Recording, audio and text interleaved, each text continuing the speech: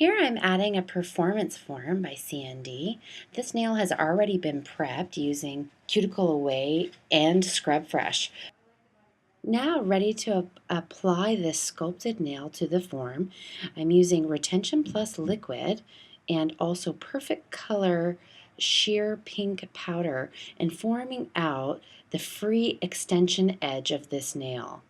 I'm bringing it out past the number 2 and creating that free edge shape to eliminate a lot of excess filing later. Using the guidelines on the form, you can really create that free edge of the nail with your brush versus with your file. Next bead that we're going to add is to the apex of the nail. Apex is so important because we really need to structure this nail and build it out so that this nail has an immense amount of strength. Beautiful thin perimeter edges and lots of strength in that apex, which also creates a beautiful curve so that this nail is strong as well as flexible. This time a very, very small bead right in and around that cuticle. Press down, making perfect contact with that nail, leaving a free margin all the way around. And a nice press on the side just to make sure I have great contact. Oh, just one little extra spot to fill in. And we're all ready. Once the nail is set, we're ready to remove our performance form, being very careful at the edges. Now I'm ready to use a blizzard board and very carefully refine my edges, coming straight down the side walls, really to make it look as though the nail is thin and tapered at the edges and grows directly out of her own natural side walls. Next, using a board, flat against the edge and rotating it under, this eliminates the corners equally on both sides. This is where I'm really creating a front form, so that initial view of the nail.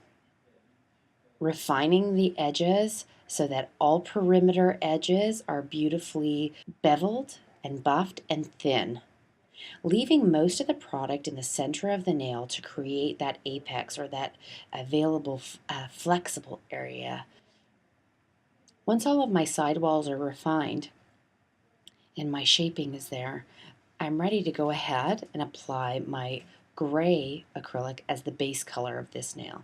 And so what we're starting with is CND's white powder, Perfect Color white powder. This is our black pigment and effects, as well as our clear powder. So to mix the color gray that I'm using as the base, I have started with 2 parts white powder, 2 parts clear powder, and I'm going to add the tiniest amount of black pigment. Maybe just a tiny little bit more. There we go. And what I'm going to do is pop my lid on, give it a really great shake, and voila, the gray that we're working with. I'm going to start out laying in my gray and working it back into that cuticle area so that it's nice and thin, beveled along the cuticle line. And I'm doing this quite quickly because this is a very interesting procedure that we're going to use to create the texturing of this nail. So because I already have my foundation built, I'm really applying this gray as if it were just to coat for color. And here's the interesting part. Is use a piece of Velcro and place it across the wet acrylic and press down to create a texturized look to my nail. To create the effect that we've used with this nail, we're using 2 other pigments created by CND in the Pigment and Effect line. One is a very soft whitish silver, the other is a brilliant turquoise. I'm first going to start by using the silver, whitish silver effect on a dry brush. And what I'm going to do is just brush this right into my dry acrylic, almost like a burnishing effect. And again, just in random places, I'm placing this effect and pressing it down into all of the little texturized holes that I've made with my Velcro. Now to add to the effect, I'm going to use another color, a darker blue, and again, burnish it right in. Press hard with that brush and get it into all of the little nooks and crannies in that nail. Trying to stay, of course, away from the cuticle edge and making sure that the entire nail is coated. I am just going to use a tiny little bit of Scrub Fresh, our cleanser, and a small detail brush just to take some of that pigment away from that cuticle edge. You can also use a little bit of alcohol to detail this. At this point, what I'm going to do is add one layer of Brisa gel top coat to my nail and cure for 2 minutes. I'm putting on a medium thick layer on top of this nail. And the reason for that is I need this gel to go down into all of the nooks and crannies of this nail to fill that in nicely.